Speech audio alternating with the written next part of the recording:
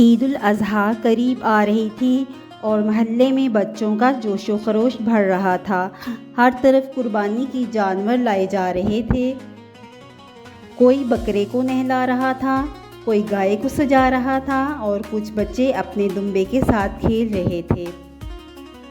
فیضان بھائی نے ایک خوبصورت دمبا خریدا تھا۔ وہ نہ صرف اسے وقت پر چارہ دیتے بلکہ پیار اور محبت سے بھی رکھتے۔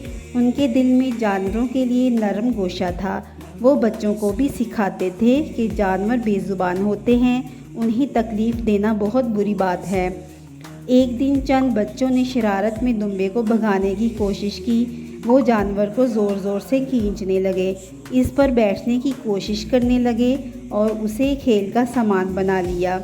فیضان بھائی نے فوراً منع کیا، یہ جانور اللہ کی امانت ہیں اور قربانی کے لیے ہیں، ان کا ادب کرو، ان کے ساتھ نرمی سے پیش آؤ۔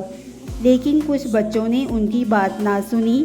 انہوں نے ایک منصوبہ بنایا کہ وہ کچھ دیر کے لیے دمبا ادھار لے جائیں گے اور فیضان بھائی کو بتائے بغیر اسے لے گئے۔ جب فیضان بھائی کو پتہ چلا تو وہ بہت پریشان ہو گئے۔ دوسری طرف بچوں نے مذاق میں ایک بچے کو دمبا بنا کر فیضان بھائی کو دھوکہ دینے کی کوشش کی۔ وہ اسے ڈرامہ سمجھ رہے تھے، لیکن انہیں یہ احساس نہیں تھا کہ دھوکہ دینا بہت بڑا گناہ ہے۔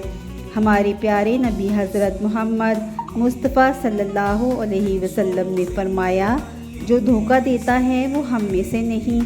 کچھ ہی دیر بعد بچوں کو احساس ہوا کہ انہوں نے غلط کیا ہے۔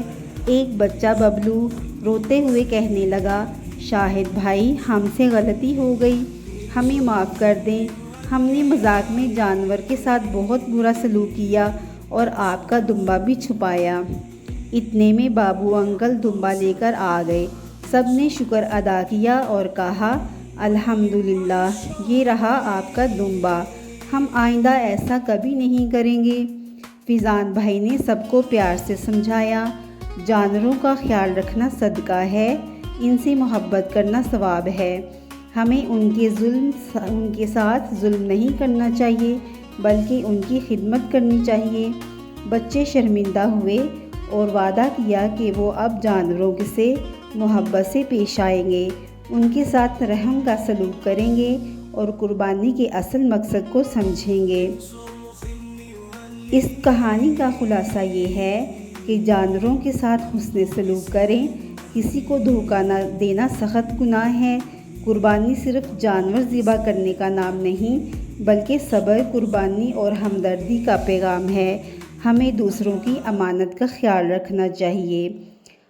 پیارے دوستو، اگر آپ کو میری یہ ویڈیو اچھی لگی ہو تو اس کو لائک کر دیں، شیئر کر دیں اور سبسکرائب کر دیں۔